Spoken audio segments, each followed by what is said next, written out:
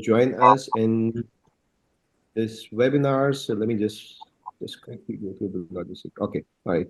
Sorry about a little bit delay. We were trying to make this online, live on Facebook also.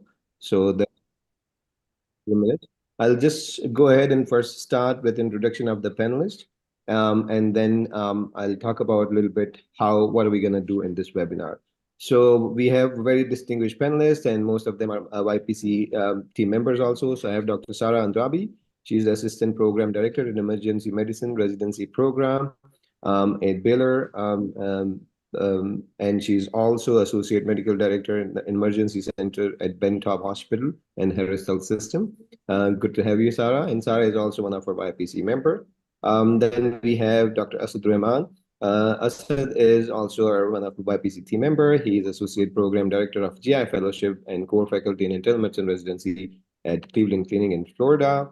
Then I have Mohammed Asif Bashir. He's also one of our team YPC team member, and he's academic hospitalist and core faculty in internal medicine residency at Capital Health in Trenton, New Jersey. He's also chair of Nishtar YPC this year and last. And then we have Maria Najam. She is the chief resident in internal medicine at NYC Health Hospital and Woodall Medical Center. Thank you very much, everyone. Good to have you all here among the panelists. So attendees, thank you again for joining. This basically webinar will be focusing on, your intern year, what to expect, and what to do as you start your first year of residency. I'm sure most of you may be anxious, and then there's so many things going on in your head. What we'll try to do is I'll give a few minutes to each panelist to kind of go through what they think. Everyone is in different specialties or in different stages of their career. So it'll be nice to have their advices. We'll try to keep it, as always, as much interactive as possible. But just few minutes, we'll go ahead to each panelist and then kind of have their opinion. And then for first 15, 20 minutes, and then later half of the webinar, we'll have you guys ask. If you think of any questions, you can just type it in the QA right away. Don't have to wait. And then later on, you can raise your hands and turn on the camera or just turn on the mic, and then you can ask your questions, but to raise hand. Why don't we start with our chief resident? She is the youngest in the panelists. She is the most recent one, so she can give us the most tips of what to, just kind of onboarding, like, when you are boarding into the flight and then landing here, just kind of, that process. Oh, yeah. Why don't you go ahead, please? So I remember like 4 years back that, I was doing my chief, research at Mayo Clinic, and from there I landed to Texas. So first thing is from the flight to taking an Uber or, whatever to your apartment. And once you reach to the apartment, it will be empty. So the one thing I did that is I ordered the air mattress, and I sleep on the air mattress. I didn't have anything else. I just bring a one blanket with me with my other place. And then the next day I had a trip to Walmart, which I ordered the basic necessary utensils, pillows and basic stuffs and groceries and all that. And from there, I talked to the program coordinator, and I keep in touch with my own co-resident who landed there, and we all were sharing the same difficulty.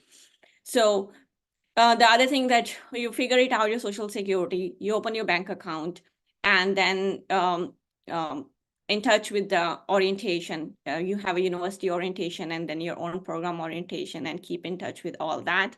And I will just give one advice, that have a proactive approach and have a good attitude toward it. And it will be tough, but initially it will be tough, but have a good support system. Talk to your co-resident who will be sharing the same struggle as you are. Initially, it will be tougher, but as the days goes on, it will get better.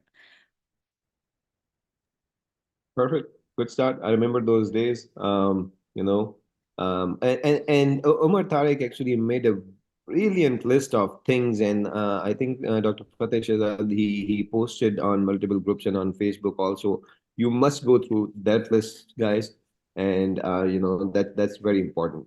So on boarding, Asad, would you like to pitch in about, the onboarding now that they are here? What would they expect? I'm sure the program coordinator and they'll get all those emails from the leadership, but it just feels nice if it's coming directly from someone they know. So why don't you go ahead and tell us? Yeah, absolutely. Hello, everyone. So I think this is a very exciting time. I think brings me back exactly 10 years ago when I landed for my internship. I think it's very exciting when you land here, a little bit nerve-wracking as well. So know your schedule. I think your program coordinators would have already laid things out for you, what particular events will be happening before July 1. Many times, they expect you to come in, get your photo taken, get some basic, labs done, for example, if they need pre-employment health screenings, for example. They will be giving you your white coat, your identification, depending on how many hospitals you will be working at. You will get ID specifically for those hospitals. And keep this is the time in your life where you start to, if you haven't done already, to start getting very organized. Get some kind of a journal or make your own calendar as to what the events are going to be. Life will go into the fast lane if it hasn't done or so already. So this is so make sure that you keep track of all of that. As Maria mentioned, get your social security done when you land here. Within, I mean, it starts around when you're here for 10 days or so. It's important that if you are not living at a walkable distance or not close to one of the subway systems or public transportation systems, and you are expected to drive, I mean, get your international driving license in place and know your state's requirements to get a driving license in place as well. So know about all that and try to lay the groundwork for July 1, that so that you can have a smooth start. I mean, it's if you're sharing an apartment with somebody, if you know them, that's great.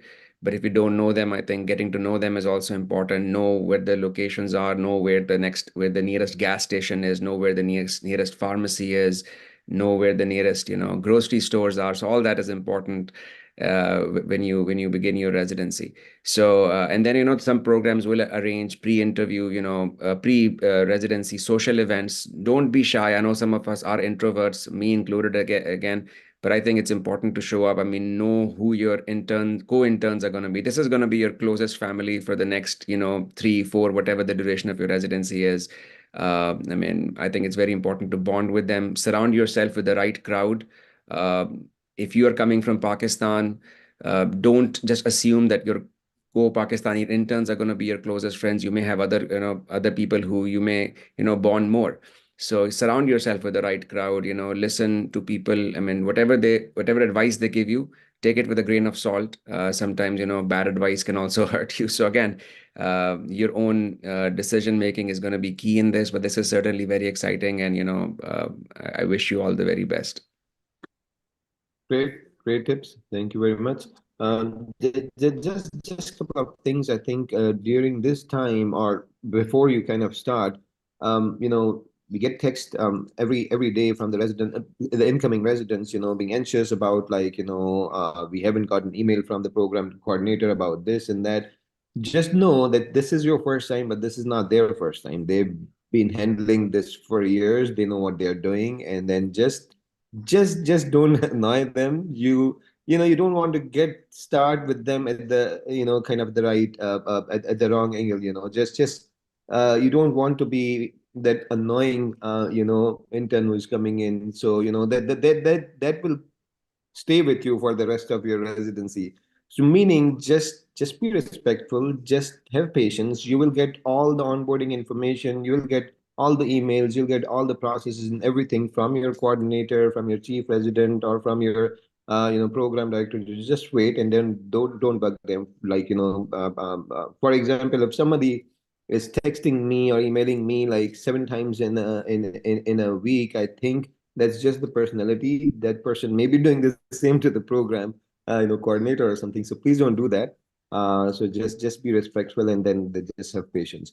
Moving on to kind of more on the faculty or the program director leadership, what to expect. So Sarah, as I mentioned, she's associate program director in emergency medicine. So why don't we go on to Sarah, and please, Sarah, if you can explain a little bit what to expect. Good morning, guys. First off, congrats. This is a really exciting time, and it takes me back to when I was an intern a long time ago and when I started residency. So this is a really exciting time for you guys, and you guys are doing the right thing by joining this webinar and trying to figure out next steps and all of that.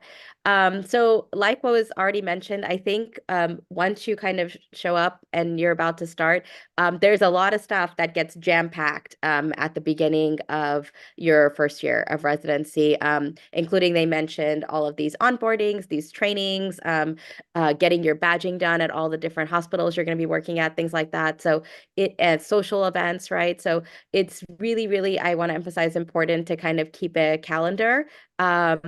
I know sometimes things can get a little lost in translation between time zones and things like that. So make sure that you have a good calendar. I always keep everything electronic because most of your program coordinators will be probably sending you all of these events via calendar invite for you to save them onto your electronic calendar. So get comfortable looking at your calendar invites and knowing when things are or where to show up. I think apart from that, also it's okay to ask questions. Like we know we know this is new for our interns every year when they come in. We know they haven't been residents before for the most part. And so if you have any questions, it's okay to clarify and ask questions of the coordinator. And I think the other thing is to keep them in the loop because we know things can happen, right? Sometimes things can happen with paperwork that needs to get there for credentialing, and things can be delayed. So I think the other important thing is as all that onboarding is going on, making sure you're keeping your coordinator and your program director in the loop about that versus not saying anything at all. As far as your support system goes, your program director and your APDs are a great place to go for support. If you do have questions or you're trying to navigate any questions about a rotation you may have, you can reach out to them. Typically, the rotation schedules come out you should have them before you start onboarding. You should know what rotations you're starting on. Some residencies, the way they work, they put all of their residents on like an intern orientation month when they start. That's what we do in our program. So all of our emergency medicine interns are on, for the most part, on the same block. So we can kind of control their schedule and get them all the orientation things they need while giving them some shifts in the emergency department. So that's a nice way for them to transition in where they're kind of in their, what we call their home, they're in the emergency department. So if they have questions, whether it's in the clinical arena or in the non-clinical arena, they can ask those. Apart from that, your chief residents are also a really good source of information. So again, if anything comes up in terms of logistics or even things like before you get here, where is a good place to get an apartment, right? Maybe you don't drive and you want to be somewhere closer to like public transit. In Houston, we have a ton of public transit from the Metro Rails to shuttles, buses that go from a lot of the apartments near the medical center. So the chief residents are a great resource to ask as far as that is concerned too, to figure out where are the safe places and maybe the more practical and affordable places to live as well. I think the other thing in general that's important, there's a lot of excitement and it's going to be like drinking from a fire hydrant when you get here because they're going to be throwing a lot of information your way, but just know that you deserve to be here, right? You match into this program because this program wanted you and they felt like you were a good fit for them and you felt like you were a good fit for them. So know that you belong here and it's residency is meant to learn, right? You're not supposed to come into residency knowing everything already. If you did, we wouldn't have residencies to begin with. So if there's something you don't know, it's okay. This is the time to learn and grow and go into everything with an open mind and take everything as a learning opportunity. Perfect. Thank you so much, Sarah, for all the great input. I think on this onboarding, just try, I mean, you guys will be here at least 10 days or something before you start your residency. So try to get a, bank account at least open up. So, many times you won't be able to get a car or something. So getting Uber and getting to have a bank account and link to your Uber and all those things to your bank account. I think that's those 10 days are going to be important that you guys go do that. Moving on to Asif. Asif is, like I mentioned, an academic hospitalist. So, Asif, any input that you would like to give, please? Yeah, I think these are very important points that we talked about, especially when you're moving to a whole new place and settling in, trying to get all the logistics in is very important because starting day one is going to be hectic. It's going to be an uphill challenge and task for the first few months at least. So getting yourself ready to start for that process is very important, and make sure you don't delay that. So I would like to talk a little bit more about like what, and when we come from Pakistan, because what is the major difference, and what do we mostly what do we have to overcome in the initial when we start working as an intern? I think the biggest, I feel, the challenge for us is to understand how the system works here, because I always like to say there's no system in Pakistan. It's not a bad system. There's no system whatsoever. And here in US, it's totally different. Everything is systematic. Every place, every program is built on a certain platform. Every person has their roles defined, and we have to work like a team. Physician is a member of the team, and a resident physician is a member of a bigger team. And your learning process, everything wouldn't follow if you don't understand how the team dynamics work. To understand that system based uh, practice and the platform is very important. And sometimes our interns struggle, and the longer you struggle, the longer you take to learn to understand that part. That's like you stay a little bit behind. So it's very important to learn that ahead of time. When I always do a session with my mentees or people that know me or ask me for advice, I sit down with them and explain to them what how things work here, who is who, and what is supposed to be done by who. So because especially when I started my residency, I went to a program where there were not a lot of IMGs. So it they were DOs, MDs, and they were medical students here. They knew everything, how things work, what an intern is supposed to do, what is expected of an intern, and what is expected of a senior resident and an intern. The other thing is I was looking at the PowerPoint that Dr. Rahman Asad, Asad Rahman. It's very nice, and it tells you all the different team members. It's like 10 or 12 people that are part of a healthcare team member, and you'll be dealing with them on a daily basis to understand what a respiratory therapist is, what is a case manager, what is a social worker. So it's very important to learn the system. The sooner you learn the system, the more you will feel comfortable at home. The knowledge part, the knowledge building, it's gonna follow. You have the knowledge, you have done your exams, you've been selected to be a resident, you have the prerequisites that are needed to do the training. It's the other things that need to follow. The other thing, the most I what I feel is the other core competency is professionalism. We as Pakistanis, we lag behind in professionalism. If in Pakistan, if someone is a good professional, it's considered a plus. It's considered they're unique. Sometimes people even think they're crazy. But in US, that's required of you. Everybody has to meet professional milestones. They have to do everything that's expected. And if you even miss one aspect, you're looked upon.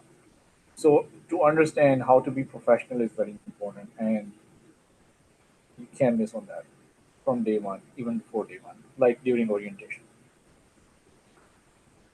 There's more to it, but we will dig deeper later. Perfect. Great. Thank you very much, Asif. Great input. Why don't we kind of move on to more of QA, question and answer, sessions, and see what do we have. Anyone who would like to ask any question, please raise your hand. In the meantime, if Asif, if you can also look in the chat, and while I'll take the questions from the audience, anyone would like to ask, please raise hand. I think we have some in the QAs until someone decide to talk. So Harim is asking, I'm incoming PGY1 and I was wondering what are the expectations from PGY1 and how should we prepare for that? I think Sarah, you covered that. Why don't you take that, please? Yeah, I think going back, like we were talking about, a lot of it because as far as the medical knowledge and things like that, that will come, right? Like there's no expectation that you're going to come in here knowing your specialty, right? But I think other things people have mentioned, like the professionalism, the communication, the showing up, those are the things I think that are my expectations of a PGY1 when they come in, that they're going to show up on time, they're going to be honest, right? They're going to, if they have questions, they'll clarify, they'll ask those questions. Depending on where you work, we work in a county setting, so we work with a very marginalized and underserved and diverse patient population. So I think that's the other thing, is learning how to work with different patient populations and being respectful of their backgrounds is important. For our hospital, 50% of our patients don't speak English primarily. So learning where your resources are in terms of using interpreters or things like that can be important too. And you can ask your upper level residents that too when you're working clinically. Apart from that, like I think Mohammed Asif mentioned, was, we work as a team, especially in medicine. Like the physician is one spoke in the wheel. You work very closely with your nurses, with your techs, with case management, with everybody to make sure that the patients get the care that they need. So I think for me, it's more kind of the professionalism and communication stuff, and just making sure you come to things on time. And if you can't, or something comes up, communicating that too. Extremely important communication, and that's going to be the key to your success. The everything else will by this time, like everyone kind of mentioned, your medical knowledge, you got that to that point already. You passed the exams and everything. Now it's just about the communication. And I'll tell you, last year and the year, every year we do hear, residents not getting their contract renewed, and the next year or the year after. So that is rare, but it does happen. And then the only reason for that is we've never heard about, that you're lacking medical knowledge. It's all about the communication and how you handle the situation and all that. So that's gonna be the key. Moving on to Deep, I had one comment on this. the This is Gulrez. I'm one of a HEMONC fellows at Medical College of Wisconsin and part of AFNA YPC. Um, so one thing is, in US, I know it's different in Pakistan, but it's okay to say I don't know. One thing that we unfortunately are not taught in our system back home, especially like anywhere, Pakistan, India, like most of our South Asia, that um, people don't know. If you say I don't know, people will look down on you, shun upon you, or maybe look bad at you. But in US, it's actually okay, and I had to learn this as well. It's okay to say I don't know and be like, fine, like it's okay, and please do not lie. People will catch you lying, and they will know that you are lying, and that will go against you.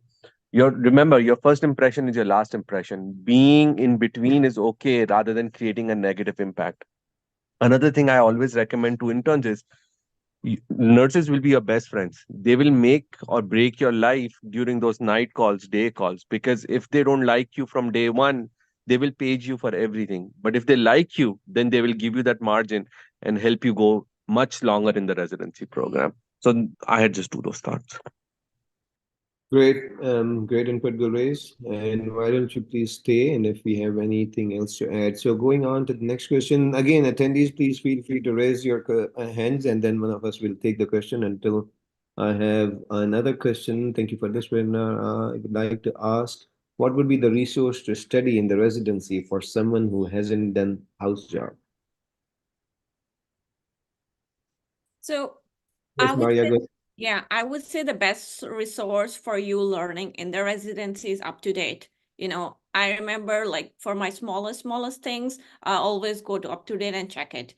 And so I think, and taking it a limited, you don't want to have too many resources, because that does not go well. And the other thing is mix up. So up to date and mix up will be your best friend during your residency. I think Perfect. it also vary a little bit by specialty, right? And one other thing to ask for your programs is, like, most programs will have some sort of CME too, right? Because the other thing as residents we're trying to do is budget. And so definitely ask your residency, A, if they have CME that they provide, B, if you can use that CME towards whatever, like, resources for studying that they recommend for that specialty. And then ask them if they provide any resources. So like some programs will provide their residents, like for medicine with MixApp, or for EM, we use Roche Review. It's like a big QBank we use to study. So also ask what the program has available for you to utilize, because usually the sources that they provide are typically sources they've vetted from the residents and that the residents have found helpful to study for boards and in training. So just, I mean, I completely echo everybody else's thoughts. I think sometimes as Pakistani medical students or people who've come from similar backgrounds, we sometimes, take a break when we are studying. Our studying mechanisms will evolve during residency. Moving on in your life, you will not have a few months to study for things. For your boards, for your in-training exams, you will be expected to work and do the exam on the same day, and without blinking an eye. So I think you just have to try to evolve as a resident and as a medical professional. In your day, you will have to find time, maybe a few minutes, maybe it will be 30 minutes or an hour, where you will have some downtime. Use that downtime to kind of read up on your patients. As mentioned, you will have access to up to date. It's okay to carry a pocket guide with that many interns will carry from Mass General. But look at those resources and take and really use the minutes or the little few minutes in your time in your busy routine very wisely. And that is the way that your knowledge base will build. And this is what makes the system very good, is because you will have practice-based learning. You will be expected to see a patient with, say, heart failure, and while you're waiting for your senior to come in, maybe you can skim through what management of heart failure with reduced ejection fraction is going to be like. So similarly, just be proactive, keep learning from what is happening around you. Look at what the different specialties are doing for particular things when you're consulting them. So learning is going to be different from what you've had so far. I would just like to add one point when you mentioned the consulting. When we start as an intern, it's really important. Consultant get annoyed with the consult. So it's really important when you are consulting them, you have a question to ask them why you are consulting and what you're looking forward to it. So it comes with, like training and all that, your senior resident can guide you. But whenever you are consulting and attending, you have a question to ask to them. Okay. All right, great input. Why don't we take questions? One comment, Siddiq bhai. So I think one of the panelists pointed out Mass General Pocketbook is usually the most used resource during US residencies, like especially for internal medicine. I think Asad bhai mentioned it. And Up to Date is your friend. Just download it on your phone, get it signed in, and you can just go through it. As Asad bhai kind of pointed out, like it's on the go learning. Like you're seeing a patient, read about it, pneumonia, AFib, heart failure, go step by step, and then you can just go from there. Another thing is the Mass General Pocketbook, I don't think is available in Pakistan. So what I used was an Oxford Pocketbook. It's on the UK, but very similar. And you can get it for very cheap in Pakistan. I think it was like 180 or 200 rupees from Pakistan. So that's one another resource. Another point to Maria Najam's point is like, when you're asking consultant, don't tell them, oh, my senior told me to consult you or my attending told you to consult you. There needs to be a clear cut plan, like why, what needs to be done, and why are you reaching out to them. So we just make sure that you don't use the words, oh, I'm sorry, my senior just asked me. Oh, I'm sorry, I'm just covering and I was asked to consult. No, those are not reasons. If you are in charge to call a consult, then you should know the patient as well. That's a great point, Gulrez. So Gulrez, can you just also elaborate? I mean, how do you expect an intern to page you or send you? What do you think would be the best consulting message or page that you receive, so that they know what the communication etiquette is amongst different specialists? Oh, very, very good point. So first thing is it should be your extension, because I think different systems are different, but your number needs to go in first so that they know who to call back. And then it should be patient's name. It can be that just the last name with their room number or their full name with their MRN.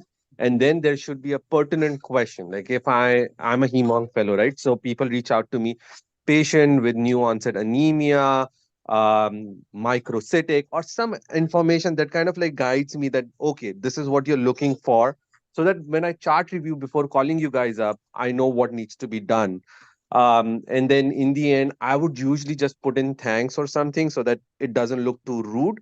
And that should be it. Your question, it just needs to have a question, no matter how dumb the question is. Because, I deal with this question is like, patient is on Eliquis and like patient is bleeding. What do you expect me to do? Hold the Eliquis, right? But it's fine. Like, but as long as you are courteous enough in that message, I will teach you what should be the next step going forward from there onwards. But just needs to be question.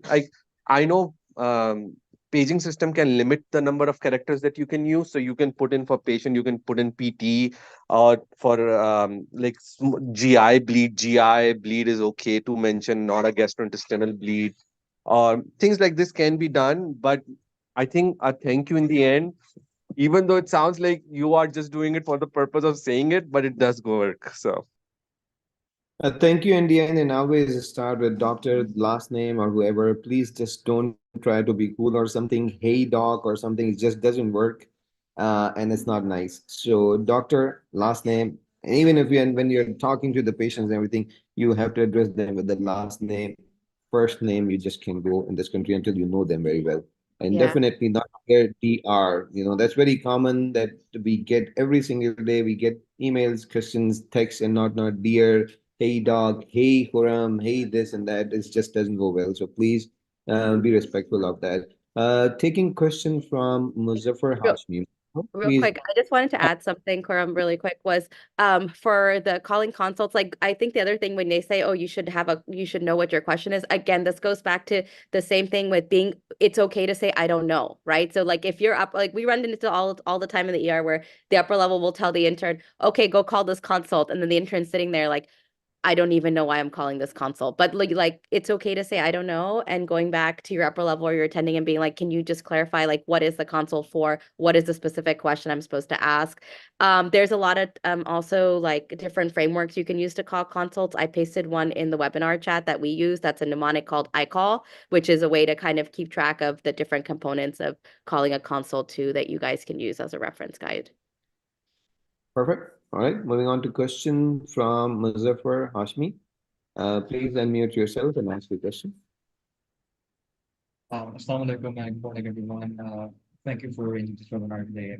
Before I ask my question, I just want to thank the UpNup family because I belong to medical school where I don't really have a lot of alumni to help me out.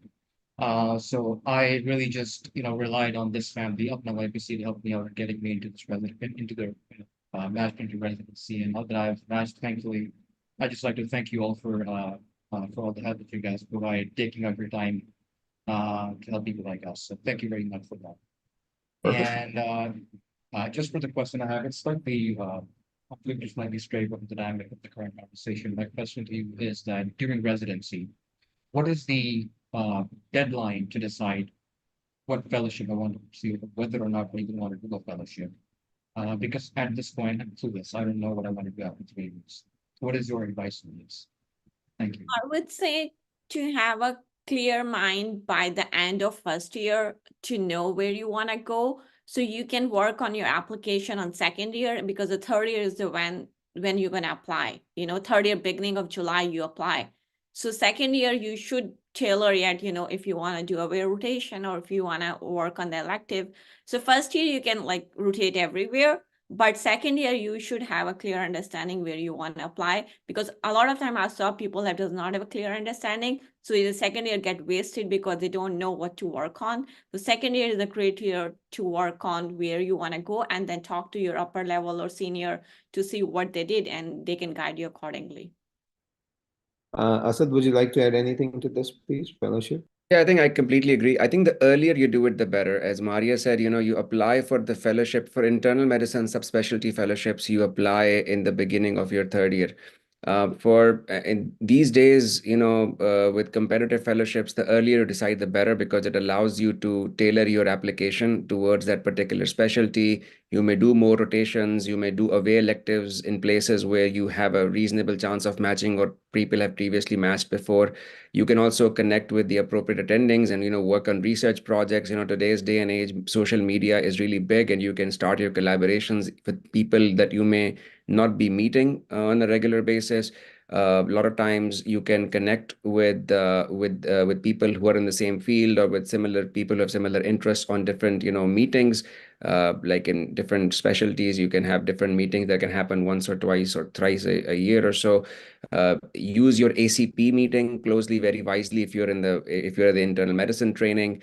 So I think those are things that you can use, and the earlier you decide, the better it is going to be. But just I think another important piece of advice, I mean, don't expect to learn cardiology on July 1, that you are going to be a car. I mean, you have to learn to walk first before you fly. I think you have to be a strong resident first before you think about fellowship, because the last thing that you want to do is, go into a particular specialty and start talking about all things, pertinent to say hemonc or pertinent to critical or to pulmonology, for example, or GI, and you don't know other things. So I think you don't want to be a weak resident. I think your internal medicine residency faculty will be writing you support letters for your fellowship. So if you are not the best resident or you're really not a good team player, I think that will reflect negatively just because you're focused too much into that particular specialty. So I think keep that in mind, be a strong resident, and then, also on the background, also start working on your fellowship application.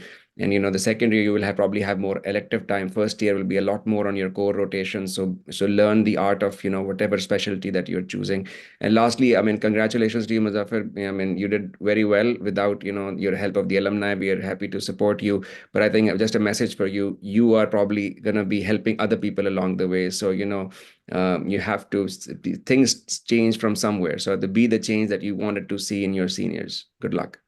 Great advice. I said thank you. Yes, and on the fellowship also, I guess I must mention that nothing is impossible. You name any competitive fellowship. We have seen people with no alumni, with the smallest community program possible, with the newest residency program possible. Eventually, people have gotten into very competitive fellowships. So everything is possible. You just need to do the right thing, and then the sooner you know, the sooner Just keep in mind about the out. I think many of you may not even know what an elective and what an outside elective means, right? So, there are certain mandatory, rotations that you'll have to take, and then there are certain elective that you'll be offered that you can pick and choose from, and then there's going to be internal electives that you can work in your own program, or like, external electives where you can just go on to a different program and work. There are certain limitations with H1 visa, I believe. So just check with your program before when you plan in advance, that I think that on H1 visa, you may not be able to do an outside elective, but just check on that also when you plan on something, and then eventually you get to know that, oh, I'm not going to be able to do that.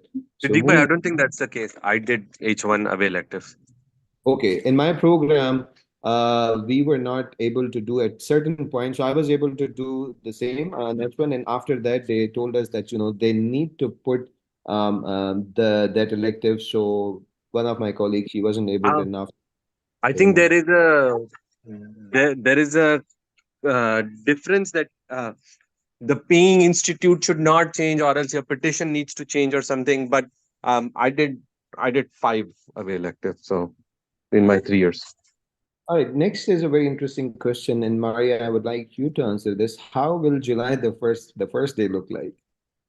I would say just show up, go a little bit early on time, and just try to be there and see what are your, like, usually you will shadow first day, if you are an inpatient, or most likely they will ask you to take a history, but mostly it will be a day for you to see what the things look like, how the pre-rounding look like, pre-charting look like, then round, and then after round, you discharge and all that.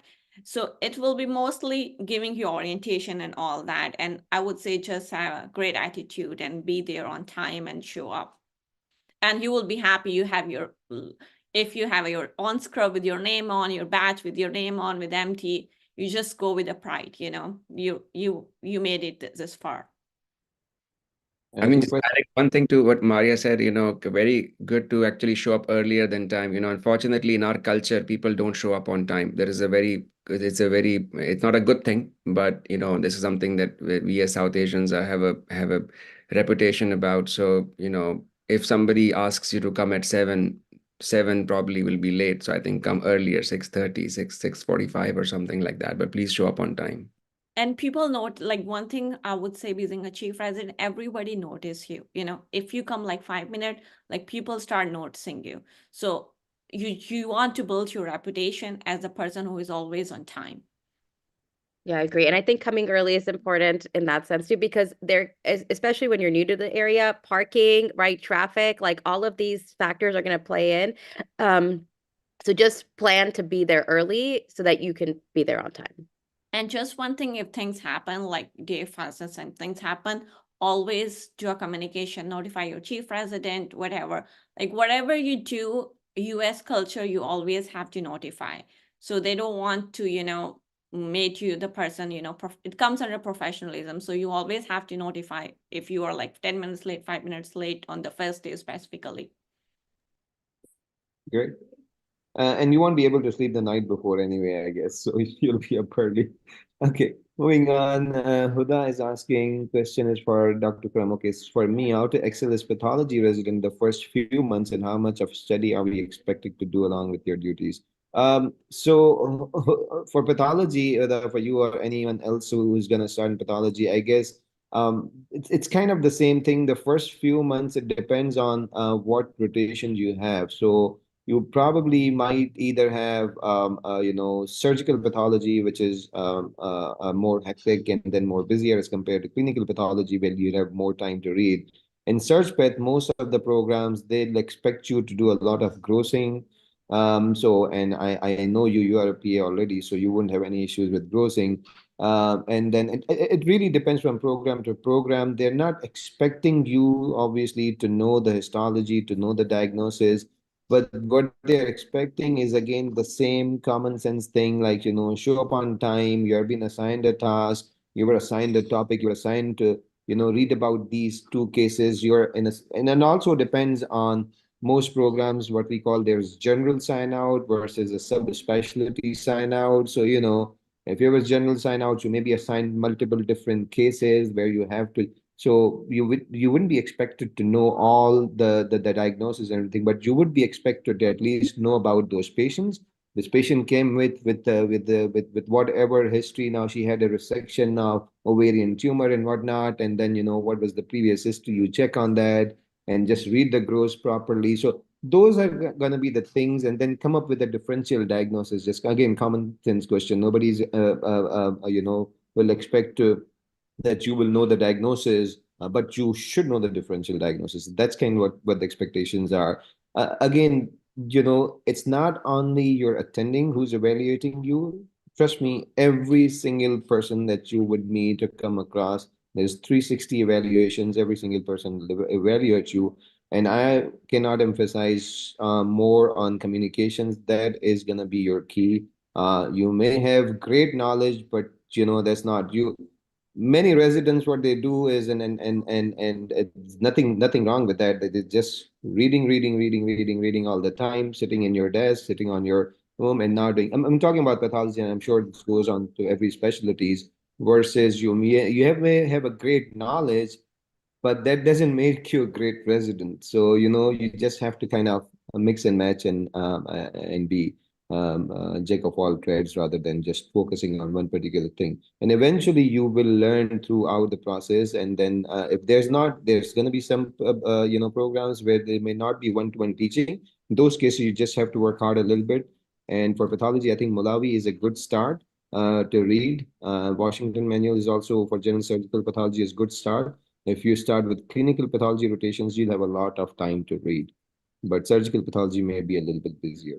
So moving And on, I think we yeah, I go would ahead. just like to add that during residency, knowledge is one part, but other part is your relationship with your co-resident, with your senior resident, with the chief resident, PD, APD, and how you communicate with the nurses, social worker, case management, because everybody is looking for you, watching you, how you communicate, and people talk among each other. So that is one thing, if you want to excel in a residency, you have to have a good relationship with each other and talk to the other people, nurses, all, hi, how are you doing, how was your weekend, and all those small talks that goes a long way. Yeah, I think these small talks, find a common topic and people would like to chat here, even when you're in an elevator for 30 seconds, you'll have conversations. So just be prepared to have the small talks and don't be among the quieter one. Moving on One next. one comment on this is be careful. Don't bring up any political or gender oriented or any religious related topics just for the sake of talking. Um, all walks of life are present in US. So just be careful. Don't talk about any controversial topic, especially when you're at work. Try to keep your Facebook profile as neutral as possible as well, because all these things are being monitored. I don't, I'm not good at short talks at all, especially in English. So, what I usually do is keep a smile on your face and just say hi or how's your day going. That should be more than enough for you to keep a good demeanor with somebody else. So, you necessarily don't need to have, oh, what happened in football today or what happened in politics today. So, you don't have to do a short talk in this manner at all. You can just say hi and just keep a smile on your face. That should be more than sufficient, but please don't do any controversial talks that can get you into hot waters.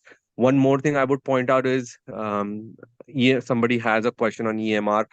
EMR is a holy grail. It is not supposed to be shared with anybody else. It is when you have access to your ID, you are thoroughly responsible with what happens during that access. So be careful. Do not access anybody else's chart. Do not access any your chart even. Um, be careful with these things because HIPAA violation is a straight firing indication for residents. So be careful with those things. On this one, HIPAA violation, I personally know at least two resident last year, 3 years who were fired just because of they had something about the patient on their phones. So please be extremely careful about that. Okay, taking another question, how to quickly get familiarized with the brand names? Asif, Bashir, would you like to answer that? Um, yeah, I don't know any of any specific resource, but the brand names are not that important. Um, they are important when you're getting history from your patients because they might tell you the brand names instead of the trade names. But in US, it's different. A lot of medications are generic, and you will be able to find their actual names. There might be some. It's a good idea to look up the most important common medications and their brand names. Uh, Maybe just use Google for that. Uh, I don't know of any specific resource. If anyone else knows from the panel, uh,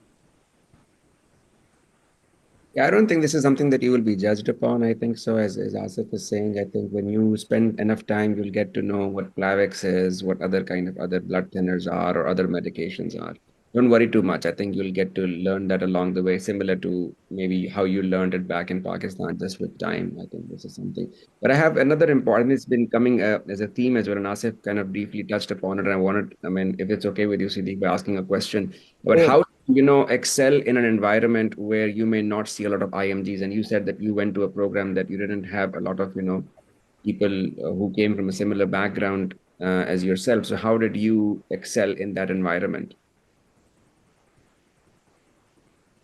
uh, sorry, my video is not turning on. I don't know what's wrong. It says my host has to turn it on. But, um, honestly, I did not excel. So don't feel that pressure. So that's very important. Don't feel pressure that you have to excel and you have to be the one among the 20 and the top. It's good to have ambition, but early on, try to make sure you get all your bases right. The biggest important thing, and I think I typed it there, but I can explain. Obviously, if you go to an environment where there are not a lot of IMGs and most of the people are American or from other backgrounds, there will be some social barriers. So the only way to overcome those social barriers is to socialize more with them. There will be social gatherings, there will be events. Don't be shy, be polite and respectful, and try to build connections with your seniors and your interns. People in US do want to connect with each other. So that is a stark difference you will find between the culture. Uh, when you start as an intern, you will find that everybody is welcoming. They will ask you. They will see a new face. They will ask you. If you're not trying to avoid someone, they would want to talk to you and they would want to introduce themselves and ask you where you're from. And you can do the same. And that's the only way you would feel more comfortable. And apart from socializing, I think it's very important. To reach out to every program has some IMGs. So I mean, especially it would be very rare to not have any IMG or not anyone from Pakistan or India. Feel free to connect with them. Reach out early on, build connections with them because they would have gone through the same process that you will go through. Just have an open communication. What barriers they felt and how did they overcome those barriers. Again, uh, it's a matter of building connection and learning people and using your people skills. Asif, can you try your video now? I don't know why it's not letting you turn on. Yes, it work now. Thanks. And next question, what do programs look for residents when selecting for a chief resident, and how do we prove ourselves to be a good resident? Sarah, would you like to answer this? Yeah, I'm happy to do that. And I think again, it goes towards like where you're looking as a chief resident, you are kind of the exemplary citizen or representative of your program, right?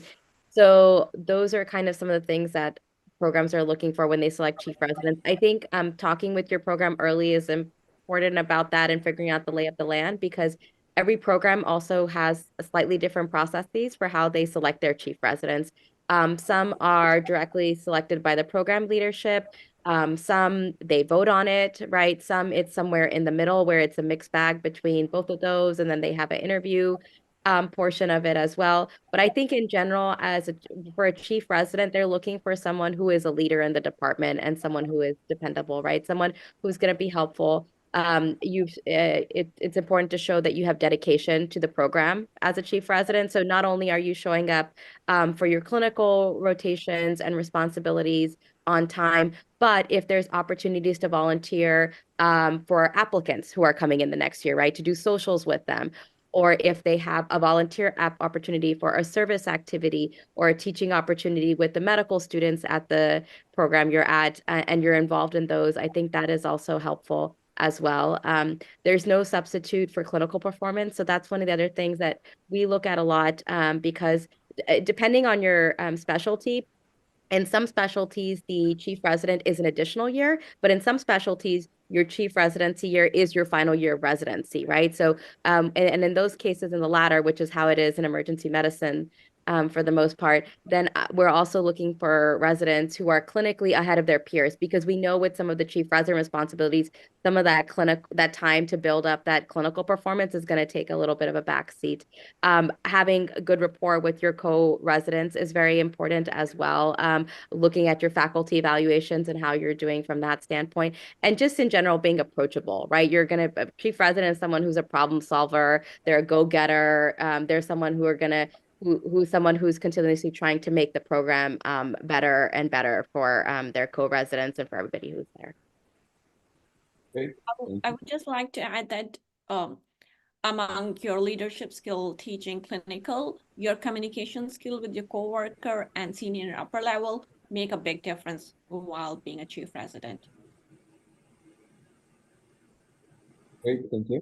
Okay, next question is, but what if there are no IMDs? I think that's the answer. What will happen, for example, if you are starting in a clinic?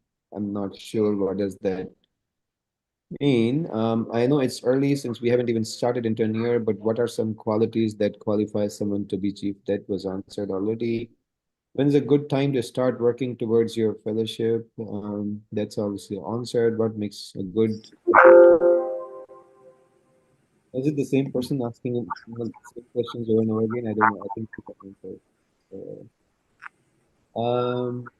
Can you talk to...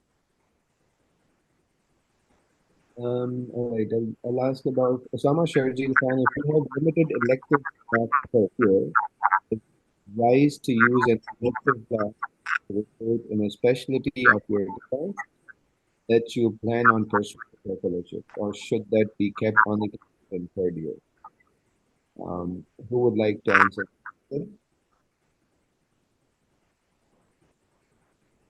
Me? Yeah. I think it doesn't really matter that much. I think it all depends on what you want to get out of the elective. I think sometimes you don't even have a choice. The program where I did my residency in, I did not really have that much of a choice. I had an interest in GI from the get-go, but I did my first GI elective in my second year of residency.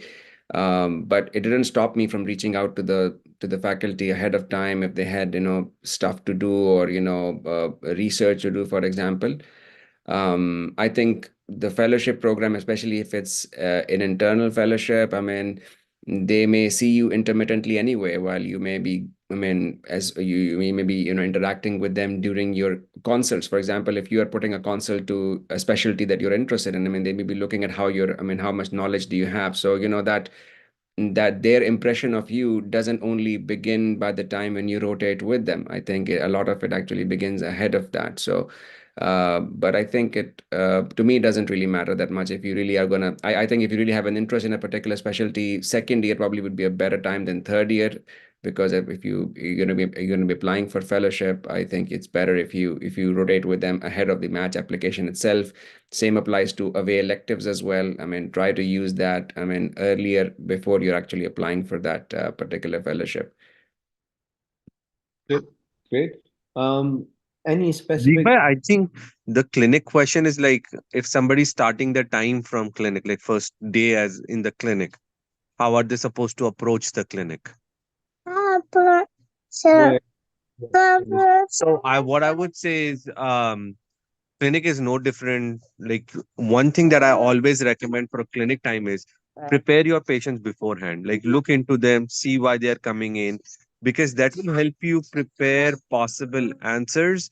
Like I'm talking more from a perspective of a consultant because I'm doing a fellowship, right? So I can actually formulate their plans. In IM, it's a little bit different that some of them are annual physical, some of them are like same day visits, but read about them and see what you can know about them before you walk in. That will also help you settle down, hold your nerves while you're dealing with an essentially a person that you don't even know, and get the better of it. And this will also help you, like some clinic preceptors are different. They want you to pre-chart so that you can discuss it before seeing the patient and then finalize the plan after.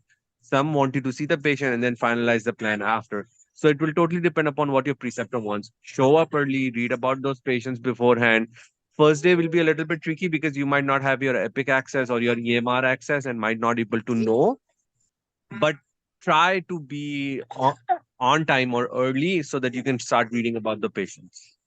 That's a great point. I I'm think preparing ahead of time is really, really important. And maybe, also revising your, preventative service things that are basically implemented in the US ahead of time. So if, as Gulrez is saying about annual physicals and what needs to be done. But I think preparing ahead of time has no substitute. It really makes a difference.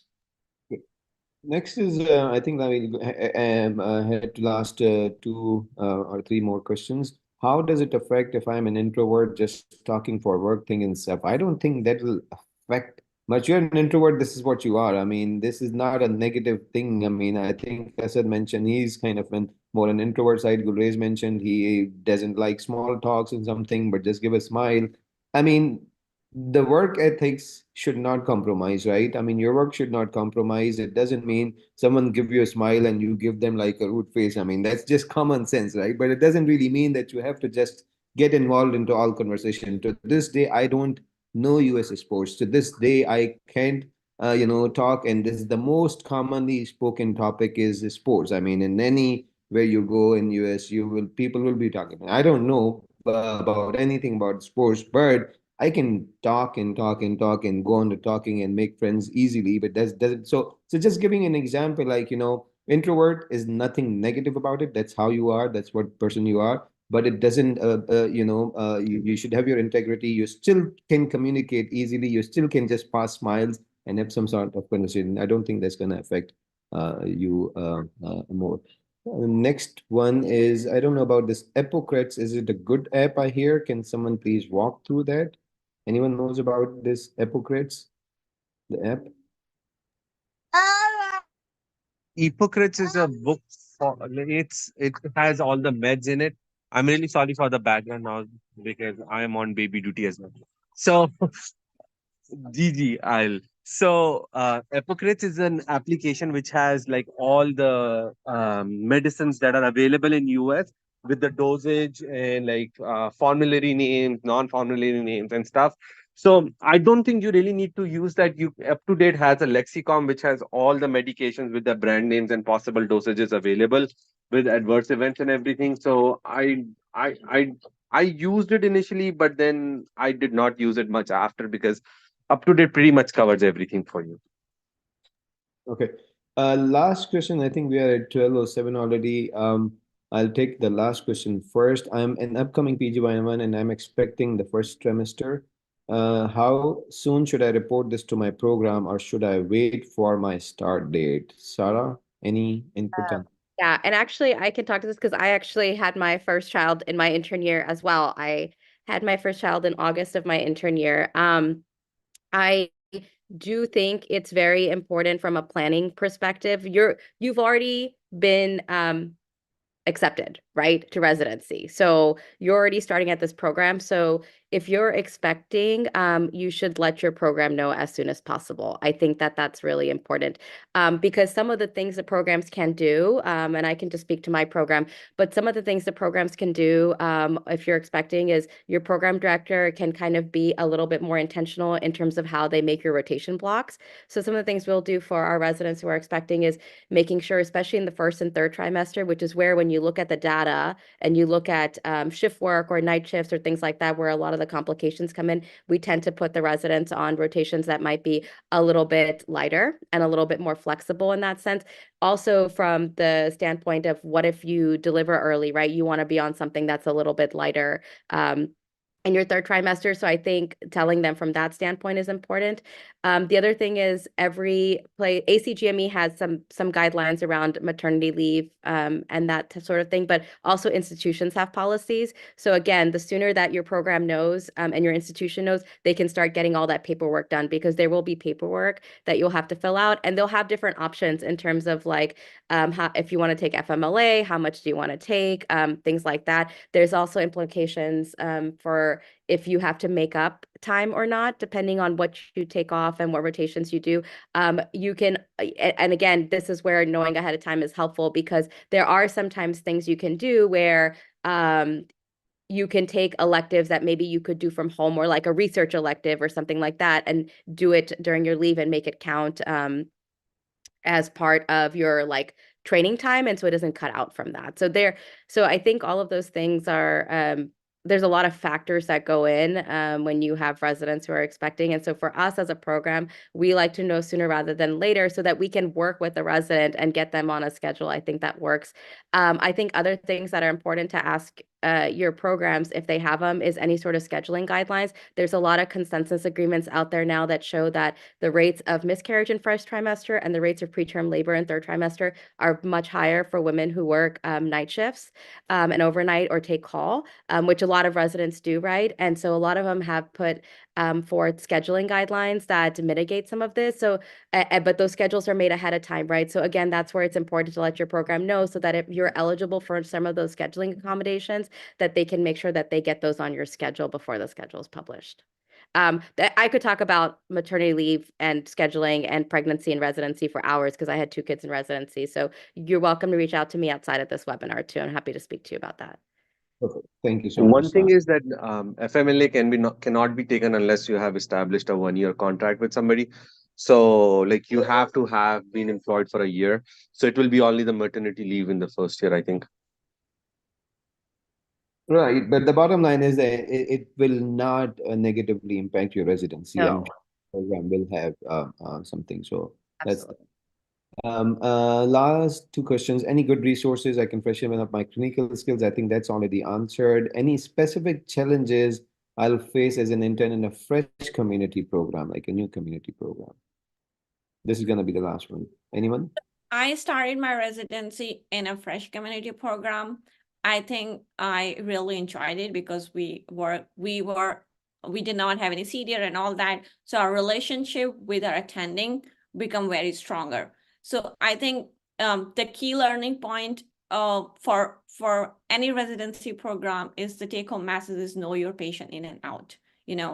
No matter what you do, clinic, inpatient, ICU, all that, if you know your patient, you will shine, So know your patient and don't lie. These are two of my tips of closing the seminar.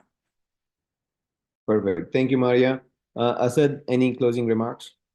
No, I think just one additional thought. When you are a new program, I think you're a lot closer to your faculty. You may not have an upper level, so I think communication is even more important. The faculty will know that, so don't, be overawed by that fact. It's okay, but just keep communicating things. If you don't know, don't tell them. Tell people that you don't know. Don't lie, as previously, recommended. But I think this, I hope, was a good starting point. I think it gives you all enthusiasm. This is a very exciting time of your life. And, I do appreciate all the panelists and Sadiq Bhai and the whole YPC team for arranging this. Yeah. Thank you. Asif, any remarks?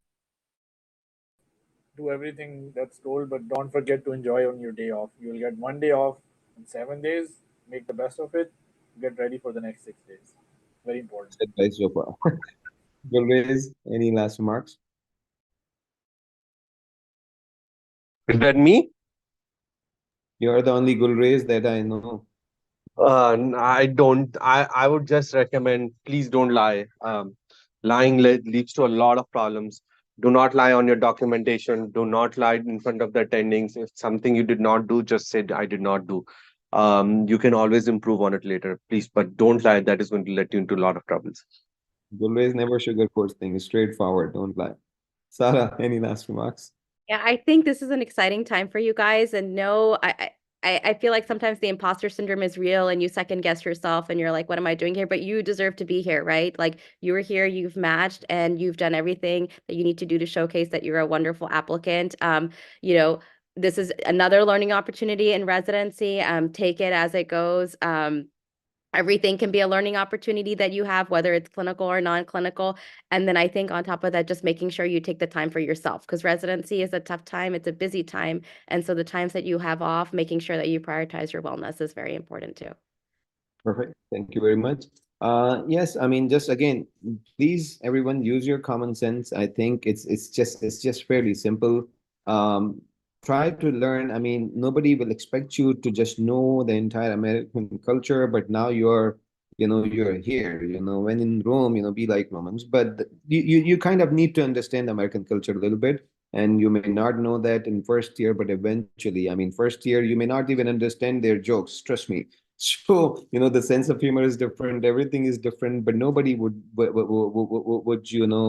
anything about that. But just try to learn the system, the culture, try to make friends and try to interact. Again, the key to your success would be communication. Everything else, the system is so good that, eventually you will learn.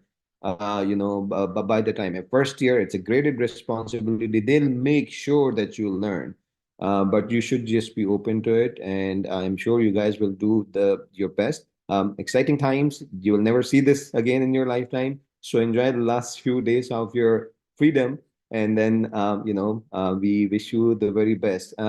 I again once again would like to thank you all the panelists. Taking your time on a Saturday morning. I'm sure all of you must have so many other commitments, family life, and whatnot. But I sincerely appreciate. We are doing our best through YPC to help you guys with whatever way we can. But this webinar, we just have done a few things. The best resource to reach out to us is through the Apna YPC Facebook page. And you guys are welcome to put in any posts, any comments, anything that you would like. The last thing, I think, just try to find out the resources in the local community. I think going on to the mosque or something may connect you to the local people there. Also, it's easier. So just try to connect. And then most of the smaller towns I've seen, the communities, the people are very well connected. You'll get a lot of help through the local community there. We wish you the very best, guys. Thank you very much, and enjoy the rest of your weekend. Thank you. Assalamu alaikum.